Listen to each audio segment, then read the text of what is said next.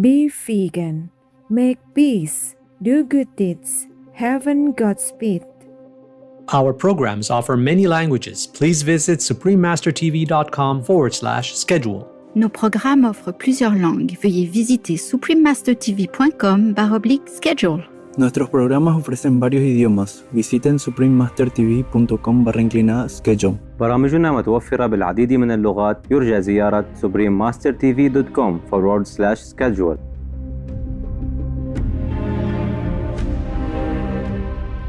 To avoid the threat of persecution for witchcraft and to capture the public's imagination, Mother Shipton cleverly dressed her more controversial and noteworthy prophecies in the form of poetic rhyme and verse. Some of her poetry foretold significant changes in circumstances that would occur centuries into the future and seem to include our present time and beyond. Please watch on for Prophecy Part 239, Prophecies by the English soothsayer Mother Shipton.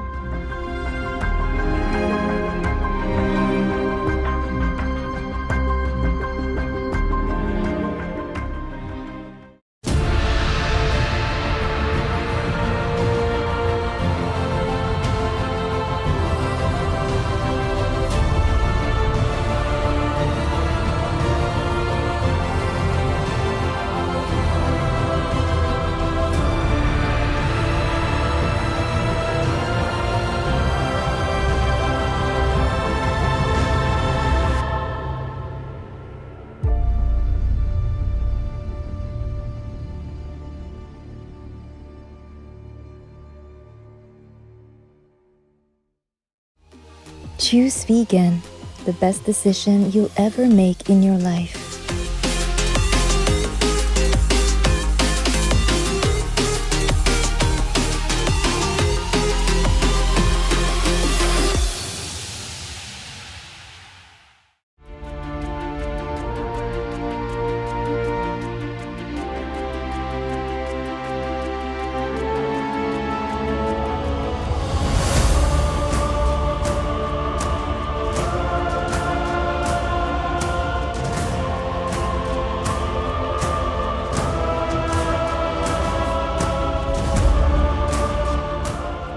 Heartfelt greetings, noble viewers. I am Baltha, an expressive poet from the United Kingdom, with an immense enjoyment of observing the world around me.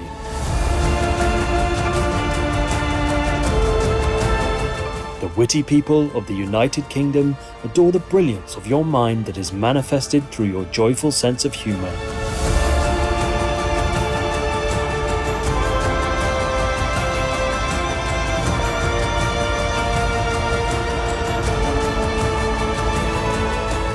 May you enjoy the cheer and jubilance of your loved ones.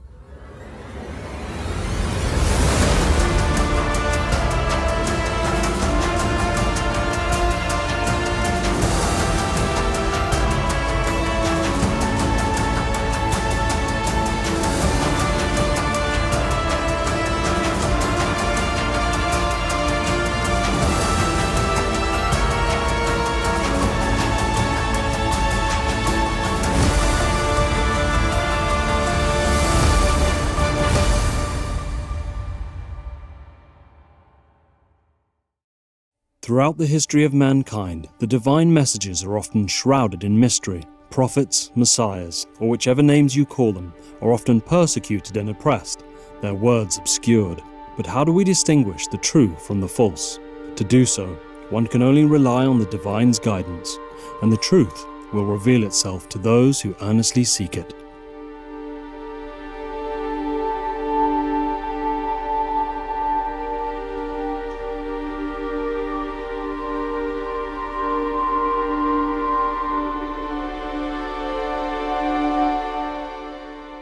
Ursula Southiel was a prophetess who lived during the same era as the famed soothsayer Nostradamus. She was 15 years his senior, and although she did not have the same educational opportunities as Nostradamus, she was equally as savvy and was recognized with distinction. Ursula was born in 1488 in Knaresborough, North Yorkshire, in England. Her mother was a teenage orphan, shrouded in poverty, it is believed that Ursula and her mother lived away from town in a nearby cave where she was born.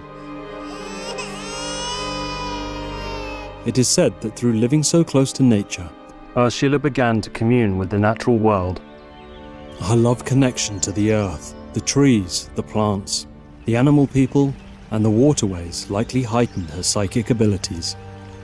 An abbot took pity on the pair, and at the age of 2 years old, placed Ursula into a foster home and placed her mother into a nunnery, where unfortunately she died a few years later. Ursula keenly studied herbal medicine, and as her knowledge grew, she became a valuable herbalist within her town. This gave her the opportunity to interact with more townspeople. In doing so, she happened to meet her future husband, Toby Shipton, who she married at the age of 24. Upon marriage, she adopted her husband's surname and hence came to be known as Mrs. Shipton. 2 years later, in 1514, her husband's untimely death occurred. As an easy target for mistreatment, Mrs. Shipton was plagued by gossip, suspicion and finger-pointing about his death, as well as her own idiosyncrasies and her physical abnormalities. So she moved back to her cave.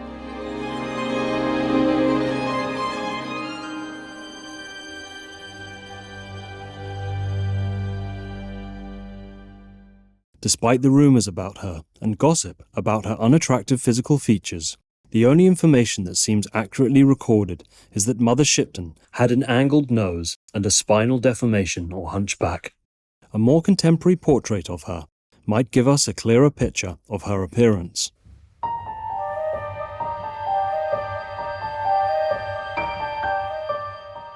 Her psychic insight was evident at an early age. She foresaw local events which made people realise that she was indeed a soothsayer. For example, water shall come over Ouse Bridge, and a windmill shall be set upon a tower, and an elm tree shall lie at every man's door. This came true when a water pipe system was introduced to Yorkshire for the first time, with the pipes made of elm trees. The pipes carried water drawn with a windmill built on a conduit house that went across the Ouse Bridge to every house. Before Ouse Bridge and Trinity Church meets, they shall build it in the day, and it shall fall in the night, until they get the highest stone of Trinity Church to be the lowest stone of Ouse Bridge. Trinity Church was later blown down by a tempest, and parts of Ouse Bridge were destroyed by a flood. Although people worked to repair the bridge, the structures fell down in the night, until finally the highest stone of the Trinity steeple was used as the foundation of the bridge. Mrs. Shipton eventually won the support of the community, who realised that she had much to offer the world. She would share her predictions about other people's lives and what she knew about herbs and natural healing with those who sought her knowledge and talent. During medieval times, most people didn't have a chance to see doctors and sought local herbalists, monasteries, and apothecaries to obtain healing herbs. So herbalists took on the role of doctors, and people flocked to her for remedies as well as consulting for their future. It is said that when she became an older woman, and people had the utmost confidence in her abilities, she came to be known as Mother Shipton. Mother Shipton became famous for the accuracy of her visions that revealed dramatic changes that would ring with exactness. Predictions such as the disbanding of the powerful Catholic Church by Henry VIII and the rise of Queen Elizabeth I to the throne of England brought both credibility and whispers of fear of her abilities. In London, Primrose Hill shall be, in centre hold a bishop's see. Primrose Hill is a park in London once owned by King Henry VIII of England. He broke with the Roman Catholic Church and had Parliament declare him to be the supreme head of the Church of England because the Pope wouldn't grant him a marriage annulment for his marriage to Catherine of Aragon. This was the beginning of Protestant reform in England. Protestants believed people should be responsible for their own faith, not looking to the Catholic Church and its representatives for spiritual salvation and guidance. See is a Latin origin word that denotes the seat or chair of a bishop, which means the bishop's authority. Hence, one could say that the king adopted a role similar to that of a bishop. The lion fears being dead and gone, and maiden queen shall reign anon. The papal power shall bear no sway, Rome's creed shall hence be swept away. The Western monarch's wooden horses shall be destroyed by the Drake's forces. As the lions were a state symbol of medieval England, the lion here refers to the fierce Queen Mary I. Soon after her death, the maiden queen, or Queen Elizabeth I, succeeded the crown in 1558. Queen Elizabeth I was indeed a maiden who never married while ruling England for over 40 years. Queen Elizabeth supported Protestantism and hence became the sole head of state and religion of England. During her reign, faith in the Pope and the Vatican was substantially reduced among her subjects, and subsequently their power over England was also weakened. Regarding the wooden horses that Mother Shipton mentioned, this refers to the Spanish Armada.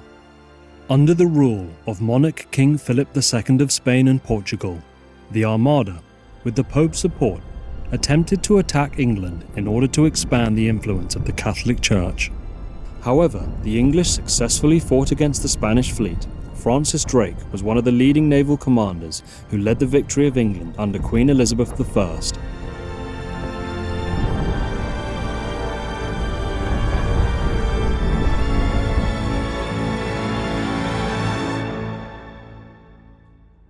With special discernment and wisdom that helped her win the support of many in her community, Mother Shipton sustained herself by reading the fortunes of people who visited her to ask what was to come. It is said she was consulted by people from all levels of society, as her name spread far and wide, including the king who sent his men to get advice from her. Mother Shipton worked locally and nationally for the rich and poor, and presented information on issues relating to everyday and spiritual concerns. To avoid the threat of persecution for witchcraft and to capture the public's imagination, Mother Shipton cleverly dressed her more controversial and noteworthy prophecies in the form of poetic rhyme and verse. Some of her poetry foretold significant changes in circumstances that would occur centuries into the future and seem to include our present time and beyond.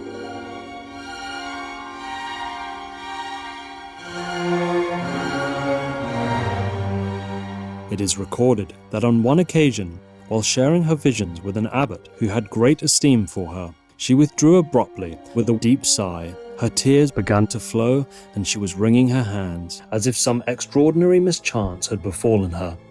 "Ah, Mr. Abbot," she said, "who can with dry eyes repeat what must next ensue, or but think upon it without a heart full of agony?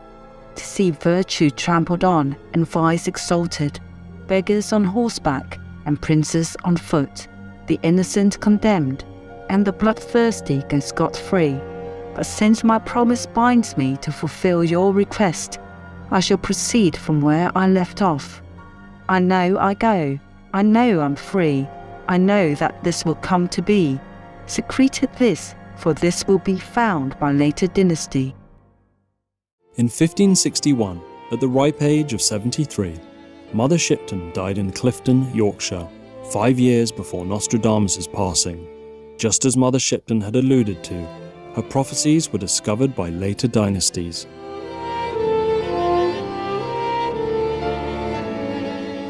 We will explore her prophecies related to our times in the upcoming episodes.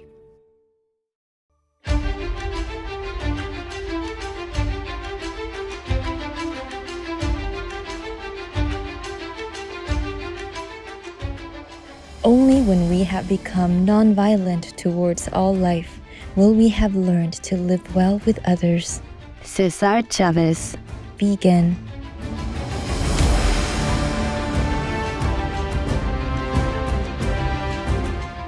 Fantastic viewers, thank you for joining us today.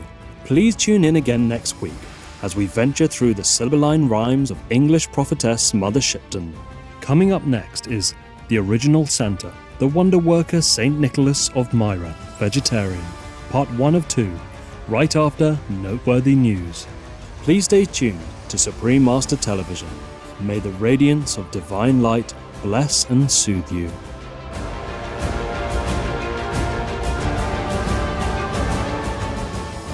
Russia, leave Ukraine or you reign now.